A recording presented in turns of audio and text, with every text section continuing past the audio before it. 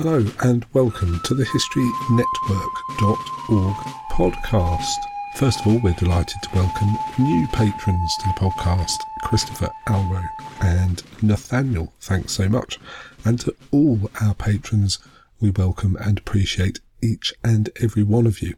If you'd like to become a patron, then pop along to Patreon, patreon.com/The History Network and find out about our Patreon campaign there. Patrons of the podcast get the podcast a few days early, and the patron version of the podcast will always be ad-free, whereas we do from time to time take some advertising on the non-patron version. And also, depending on your pledge level, as a patron, you will have access to our entire back catalogue of chaptered seasons, which you can download at your leisure.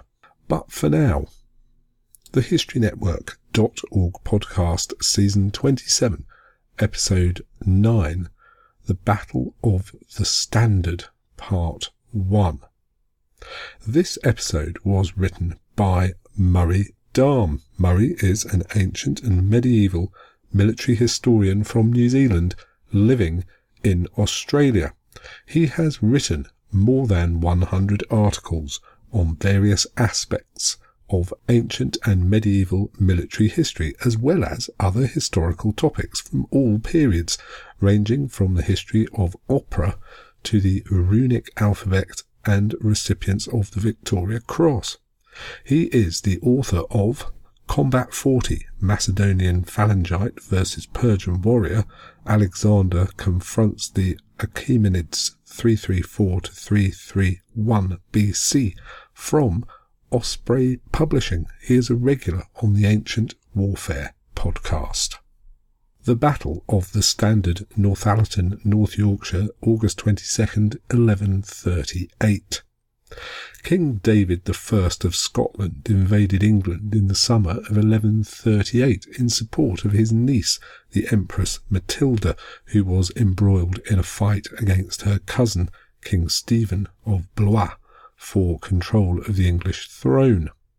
This period of civil war, known as the Anarchy, raged in England from 1135 until 1153. It was caused by the succession crisis following the drowning death of William Adelin in the White Ship disaster in 1120. William was Henry I's only legitimate son, and even though Henry nominated his daughter Matilda as his heir, when the king died in 1135, his nephew, Stephen of Blois, seized the throne.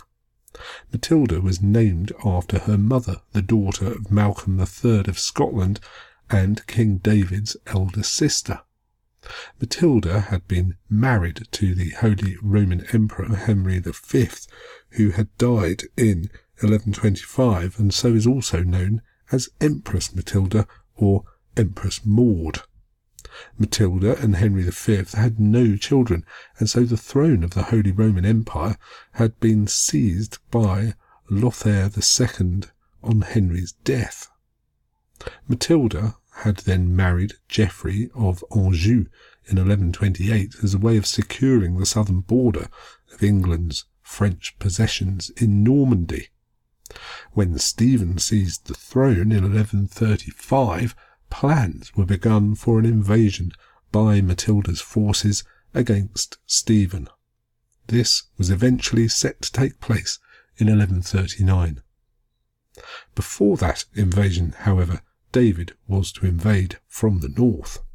This he did in the summer of 1138. Some modern authorities doubt that David was invading in support of Matilda, but call this a shallow excuse and a pretext for his own gain and the further of his own ambitions. This does not seem to be the case. David's forces had quickly conquered much of Northumbria, except for the strongholds of Bamburgh Castle and Walk-on-Tweed, or Carham Castle, both of which were put under siege. David then split off a force under the command of William Fitzduncan, Morma of Moray, who invaded Lancashire and routed an English army at the Battle of Clitheroe on the edge of the Bowland Fells in the north-east of the county on June the 10th. The English chronicles express dismay at the Scottish incursion, Richard of Hexham calling the Scots worse than pagans and accusing them of committing every kind of atrocity, murdering men, women and children of every rank, as well as burning churches, towns and houses. The Scots, especially the Picts, are accused of selling women and children into slavery. Richard's accusations are clearly exaggerated, however. He accuses the Scots of drinking the blood of slain children from an especially damned brook. At the same time, Richard of Hexham also betrays a more likely reality of what was the fate of communities. Of Hexham Priory itself, he says that the priory, its brethren and all belonging to it, were guaranteed security from hostilities on the sole condition that they preserve peace towards David and his followers. All of these contemporary accounts of Scots atrocities reveal the alarm and panic created among the English, which was probably part of David's purpose. If he could cause troops to be diverted from the south and focus Stephen's attention on the north, Matilda's invasion would be made easier. Scottish invasions, especially in later centuries, would always be accused of woeful atrocities. Richard of Hexham is an important source for the Battle of the Standard because he wrote a chronicle of Hexham Priory and also the Historia Digestis Regis Stephani C. de Bello Standardi. Another important source is Aelred of Rivos, Relatio de Standardo, an account of the battle written in 1153 or 1154. Hexham in Northumberland and Rivaux in North Yorkshire were both in the path of David's invasion, and so their fear of the advancing Scots is understandable. Despite this, the concentration on fictional Scottish atrocities and the vilifying of David and his supporters, as well as other aspects to the works, reveal an allegiance to Stephen. Richard of Hexham also makes no mention of the defeat of the English at Clitheroe. To these sources we can add the accounts of contemporary historians such as Henry of Huntingdon, who, based in Lincoln, wrote a Historia Anglorum covering the history of England up to 1154, and Roger of Hovedon, who wrote the Chronica Magistri Rogeri de Huerdin in the late 12th century. Richard of Hexham records that Eustace Fitz-John, openly showing his treachery, threw off his allegiance to his lawful sovereign, the King of England, and with his whole strength gave his aid to the Scots against the realm of England. This once again betrays Richard's pro-Stephen allegiance. It is Stephen who is regarded as the lawful sovereign, although it also betrays the fact that there were pro-Matilda English barons on David's side.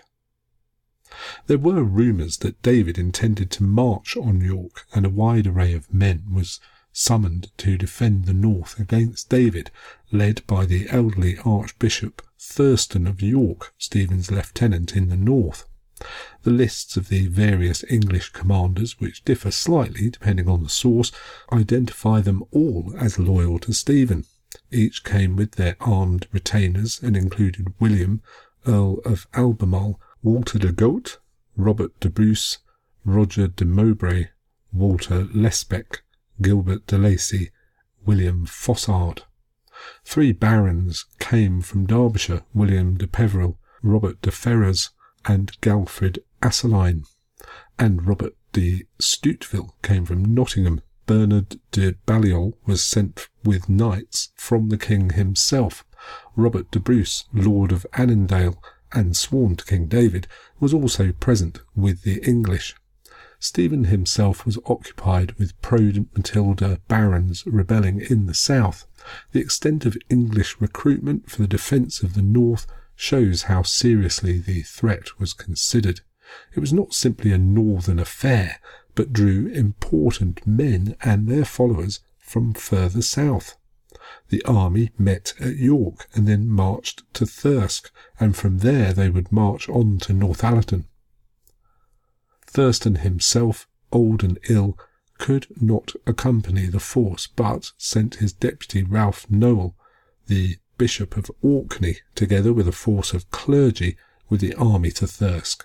He also sent the standard of St. Peter, which was usually resident in York Minster.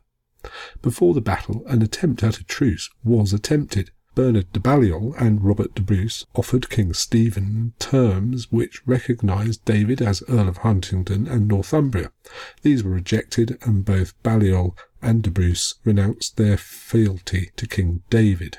The Scots continued their march south and crossed the River Tees. As such, the surprise with which Richard of Hexham speaks of the Scots arriving seems false. The English knew the Scots were coming for a battle, and the terrain suggests that it could be nowhere else but at Northallerton. The standard itself is a curious aspect of the battle, despite the fact that it has given its name to it. The idea of such a standard leading the army may have been based on the Italian practice of having religious banners in battle, also something the French would later use with the oriflamme banner. But it is not a practice which seems to have caught on in England in the 12th century. Richard of Hexham tells us, at Northallerton, some of the men erected, in the centre of a frame which they brought, the mast of a ship, to which they gave the name of the standard. At the top of this pole they hung a silver pyx containing the host, and the banner of St. Peter the Apostle, and John of Beverley, and Wilfrid of Ripon. This frame may have been a wheeled cart, and various sources describe different banners too. Some mention only two, and others add the banner of St. Cuthbert of Durham. The English may therefore have had the banners from the four most important churches of the region, York Minster, Beverley Minster, Ripon Cathedral and Durham Cathedral, and this again shows how dire a threat David was considered to pose to the pro-Stephen faction, if no one else. The standard also reveals the ecclesiastical nature of Thurston's leadership. The standard was obviously seen as an important part of the English defence, giving its name to the battle and to Standard Hill down to today. Several depictions of the standard are recorded, one of which is depicted on the battle monument today, although it is uncertain exactly what it looked like and exactly how many banners it was comprised of. There are reasons to favour the idea that it included a wheeled cart.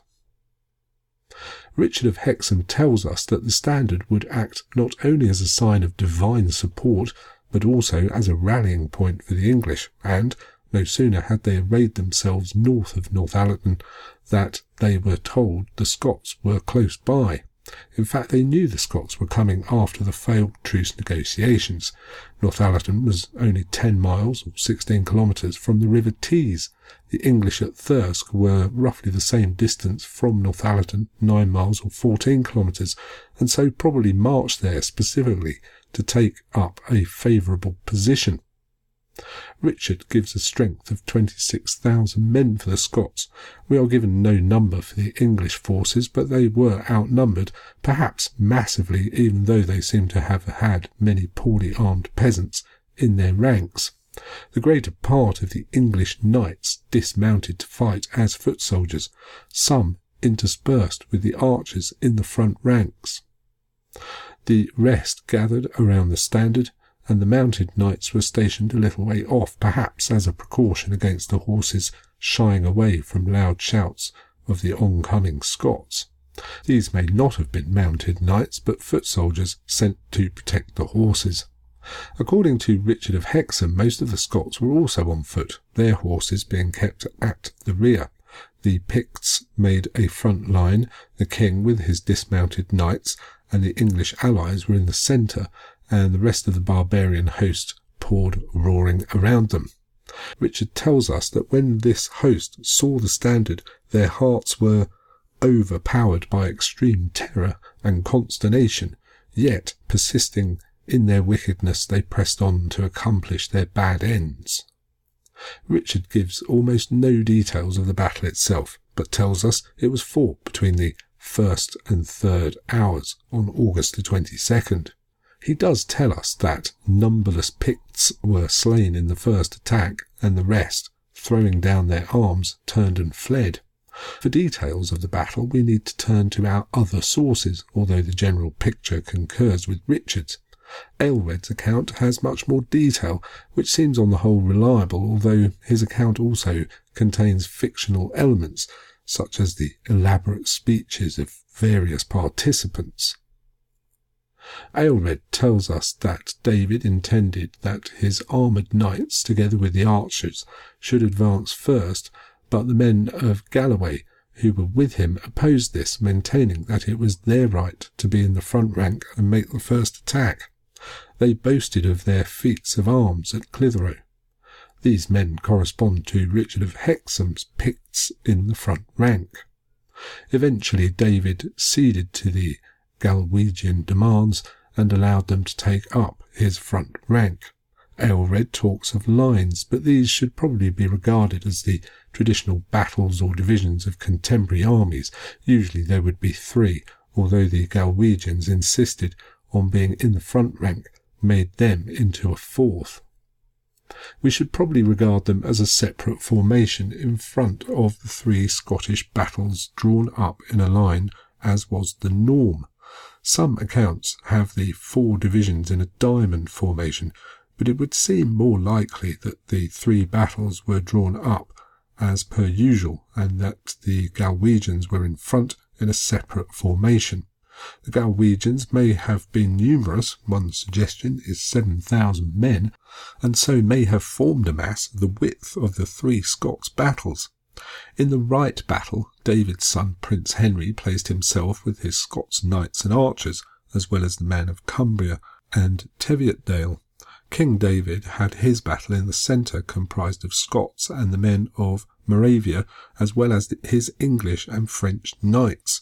The 3rd battle on the Scots' left consisted of the men of Lothian, Lorne and the Islanders. Aelred tells us that the English were so few that they massed into a single division. Aelred uses column. The knights in front and archers and lancers distributed amongst them. This was unusual, but possible. Aelred says that around the standard were the more mature knights. It is unclear whether, in the absence of Thurston, command of the English fell to Walter Lesbec or William of Albemarle. There were several other experienced men in the English ranks, but none are singled out. Aelred's account of the battle is literary and poetic, echoing Homer's Iliad and later poems. Shield was joined to shield, side pressed side. Lances were raised with pennons unfurled. Hauberks glittered in the brilliance of the sun. He tells us that the earth shook, possibly with the initial Galwegian charge. The Galwegians, as was their custom, gave 3 fierce cries and then charged the English lines, driving the first ranks of English spearmen back. The Galwegians fought unarmoured and were thus susceptible to the better armoured knights and to archery. This is what happened. The English knights were able to recover and hold their own against the Galwegians. Aelred's turn of poetic phrase can be effective. The southern flies swarmed forth from the caves of their quivers and flew like closest rain. The English archers thus took a heavy toll on the unarmoured Galwegians, and Aelred describes them looking like hedgehogs, bristling with arrows sticking out of them. Some of the arrows struck the faces of the men of Galloway, and they flailed blindly at friend and foe, throwing their charge into disarray. It is unclear if the Galwegians retreated at this point. David is criticised for allowing the Galwegians to charge rather than his better armoured troops, and yet there are sound, if ultimately unsuccessful, reasons for him to have done so. Firstly, the Galwegian charge had proved decisive against similarly armoured enemies at Clitheroe, And secondly, the terrain meant that only a head-on charge was possible. The marshes, probably to both left and right of the English position, meant David could send no troops around the English flanks. Perhaps David intended to use the Galwegians to absorb English attention and arrows until his better troops could get into the fray. As the battle played out, this tactic was almost successful. Well, we shall leave it there. That is the end of part 1 of the Battle of the Standard, and you can join us in a couple of weeks for part 2 of this great two-parter by Murray Dahm. Thanks again for listening. You've been listening to the HistoryNetwork.org podcast, written by Murray Dahm, read by Nick Barker.